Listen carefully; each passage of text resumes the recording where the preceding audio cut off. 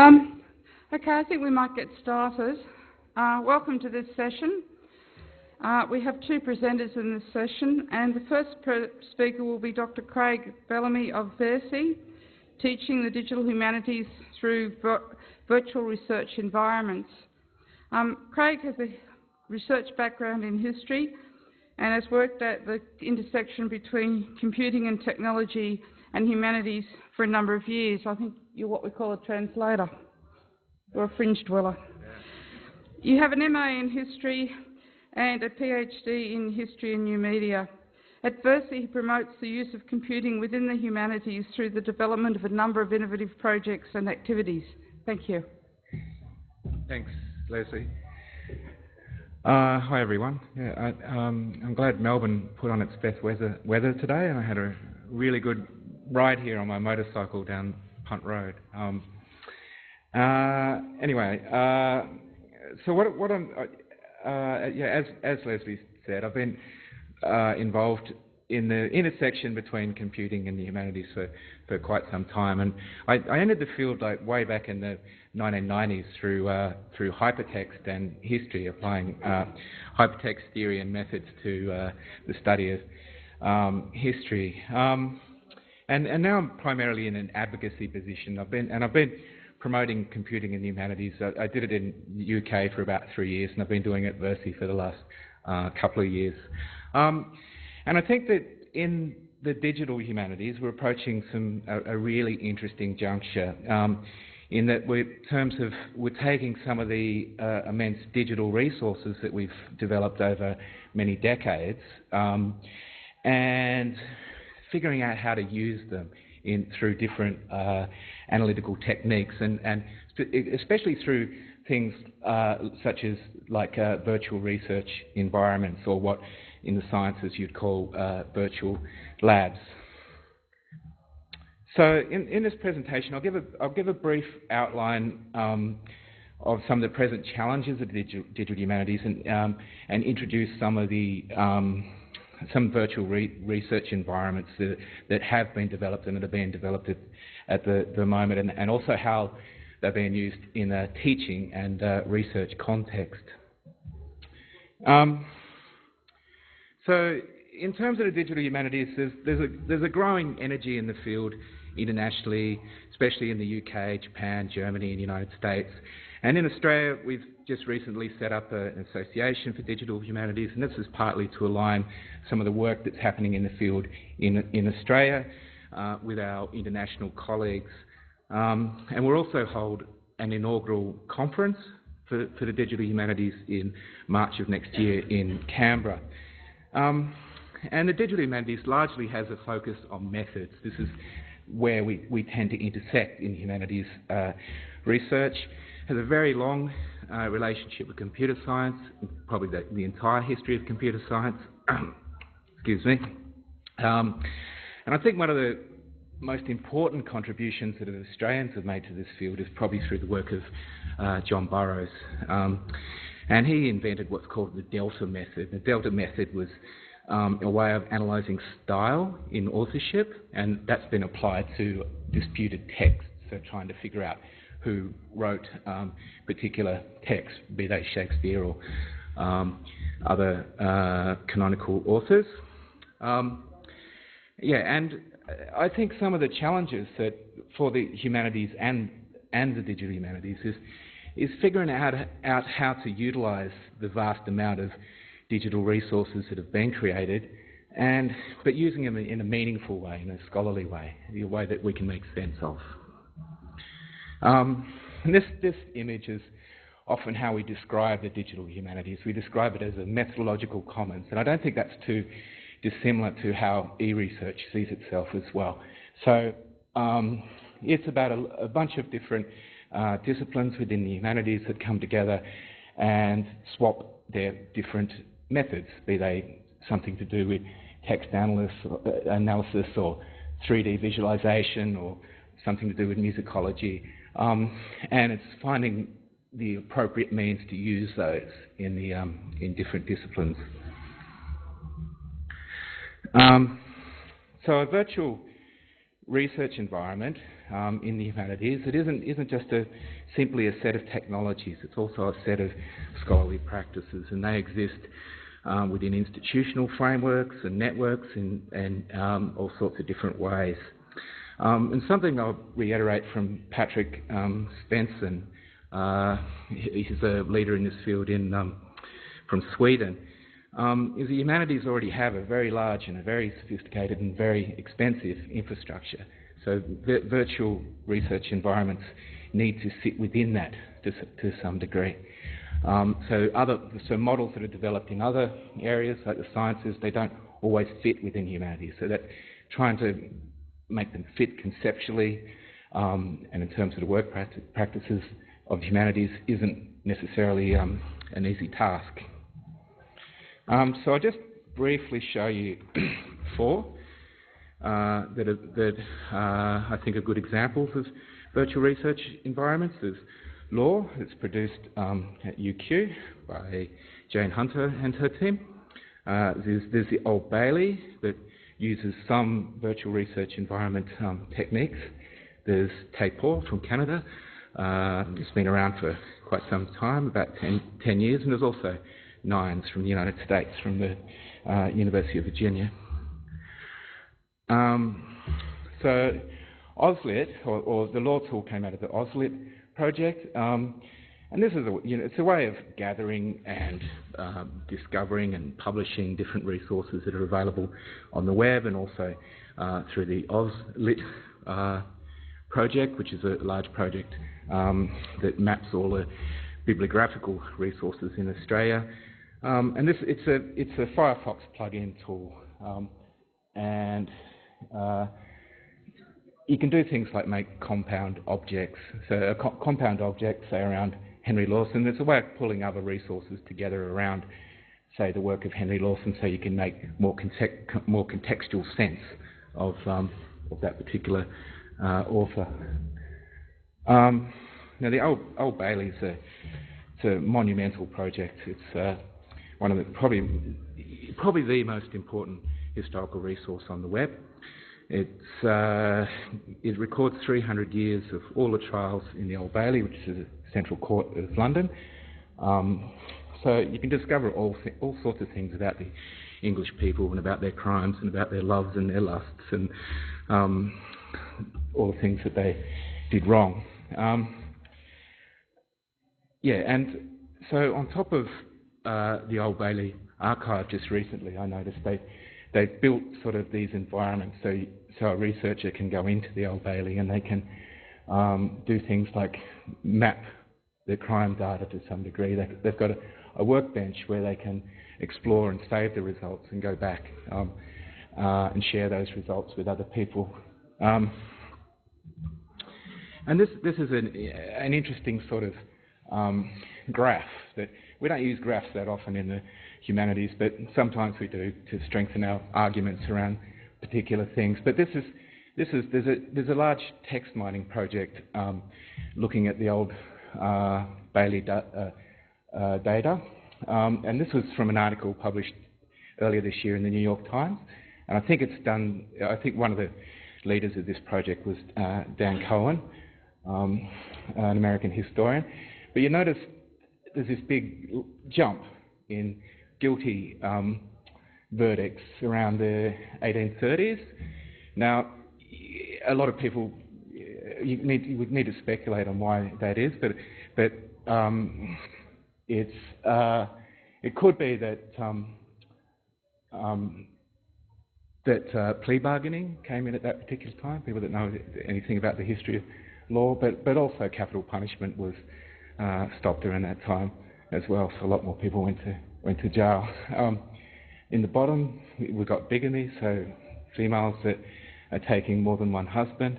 But this is also the height of the British Empire, so a lot of men were sort of off fighting imperial wars in Africa or somewhere like that, or in India.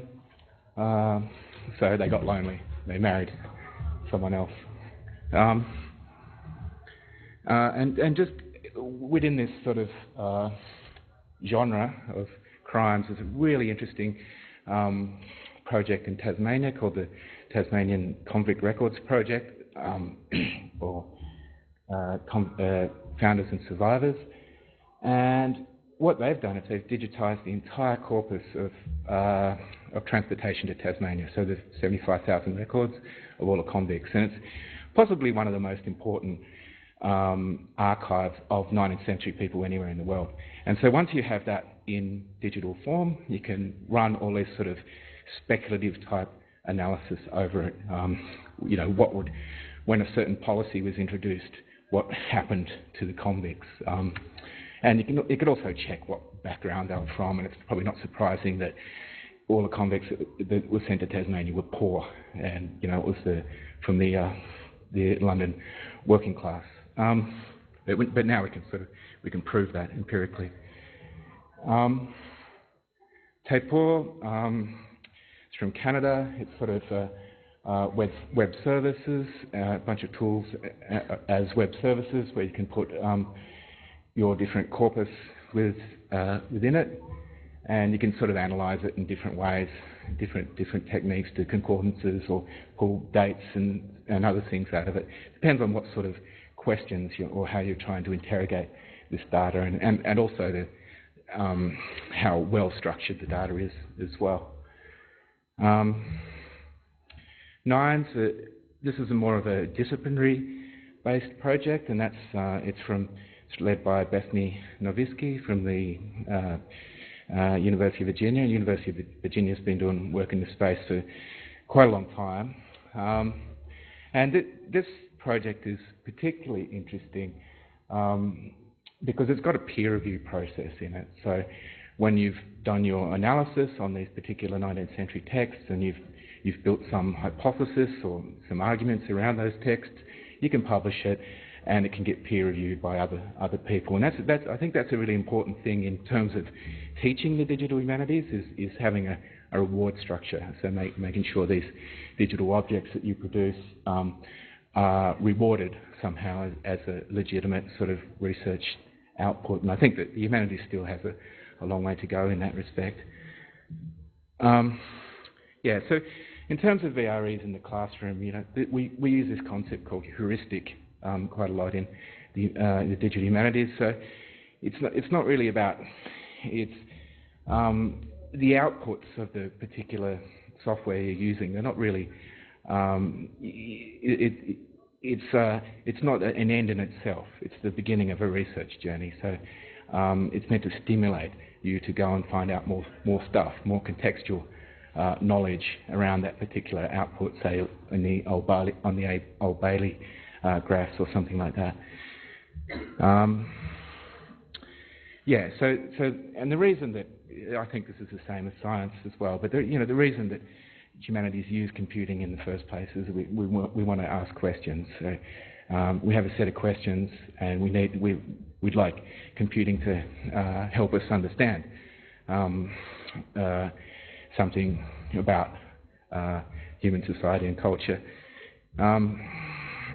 And VREs are interesting because they provide technical architectures that open up critical interpretations of digital objects and within accessible tasks, which is good if you're using them within a classroom. And also it sort of broadens the scope of the digital humanities, I think, too, you know. Yeah, and so information retrieval and analysis skills, they're going to become much more important in the future if they're not already, simply because the amount of social and cultural data being produced is quite immense, and also that we've got all these other large digital archives that are being produced. So, you know, projects like Zotero or Lore or Taipor, they're just ways that help us manage, you know, that sort of immense amount of data and sort of bring some sort of meaning to that as well. Yeah, so just to wrap up, I think there's one of the the sort of thing that's new for us in the digital humanities or in the humanities is, if you're a scholar of the Victorian era, you would read canonical novels, so the important novels of the Victorian era. But now every single Victorian novel is in digital form, which is I think is quite significant. So you can look at the entire novels of the 19th century and look for different trends, analyse them in different ways. And I think that's quite a major shift in some ways for humanities scholarship. It's just a matter of sort of developing the right tools to use that in a meaningful way. And I think the other thing is it's not ultimately in the humanities too. We make people, and I think that's something we're not doing well enough. So it's not just about the technology; it's about the set of techniques that surround the technology. And I think we could be doing a lot more in terms of creating graduate students that actually can rise to some of these challenges as well. That's all I've got to say. Thank you.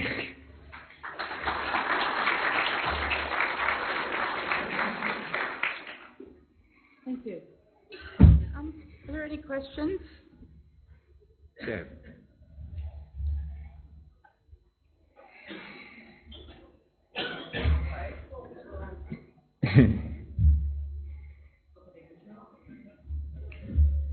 Thank you. I'm really interested whenever I see examples of exemplary digital humanities projects, they're very often historical projects. And I understand that there are a number of pragmatic reasons for that, often to do with copyright.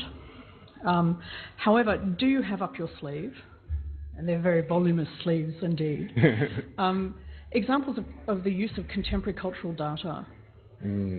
Not really. You know, I suppose there probably are, but I'm not really aware of them. But what would you mean by contemporary cultural data? Well, for example, doing real-time analysis of cultural flow. I mean, you referred to the quite interesting shift that's occurring in the humanities away from valuing individual items or objects in the way that we might have traditionally undertaken in the humanities, to now being enabled to understand cultural flows as being equally interesting.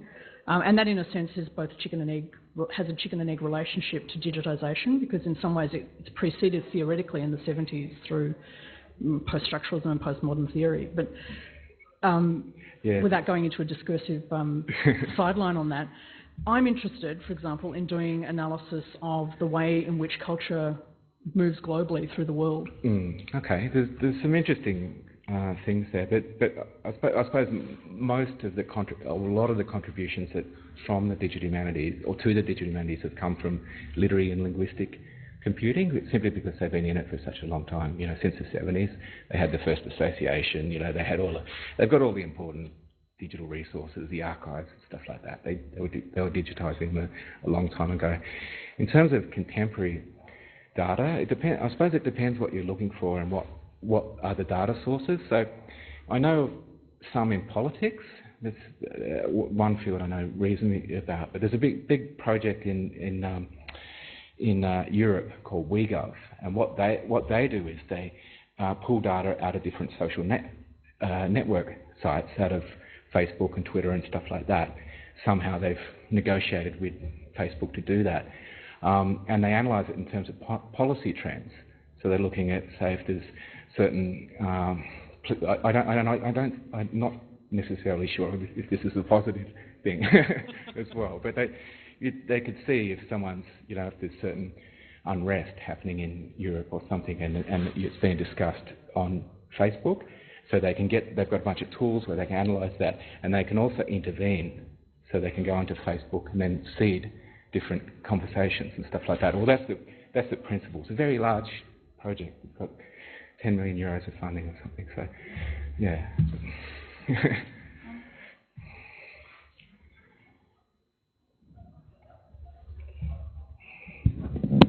Hi, Craig. Peter Hempinstall from QUT. Can I just ask you a question? To what degree do you think undergraduate students are prepared adequately to pursue an e-research epistemology when they're undertaking their projects, as opposed to just simply applying old practices using new technology?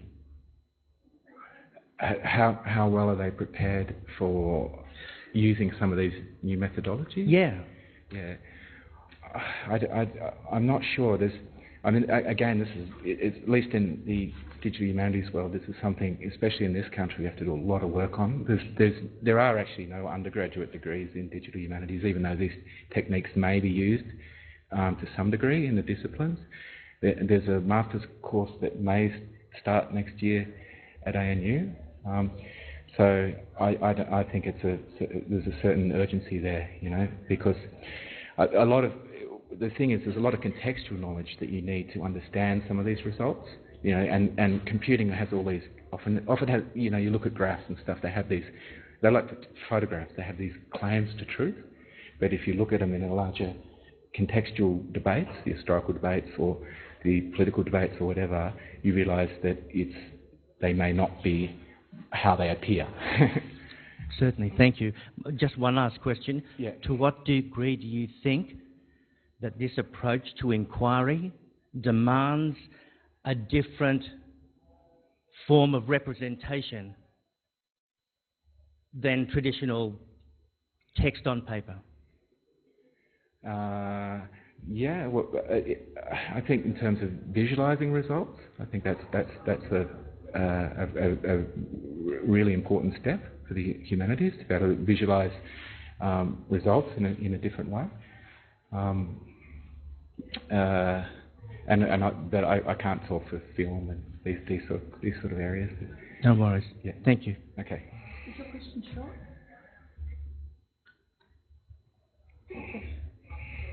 Belinda Weaver from UQ. I'm interested in offering services to researchers, and one of the things that people have told me is that they feel some degree of trepidation about approaching this kind of work simply because they're not aware of what tools are available or what they might be able to do. So as a digital person yourself, what sort of service do you think they most need? Do they need to know about tools or need to know about projects or what?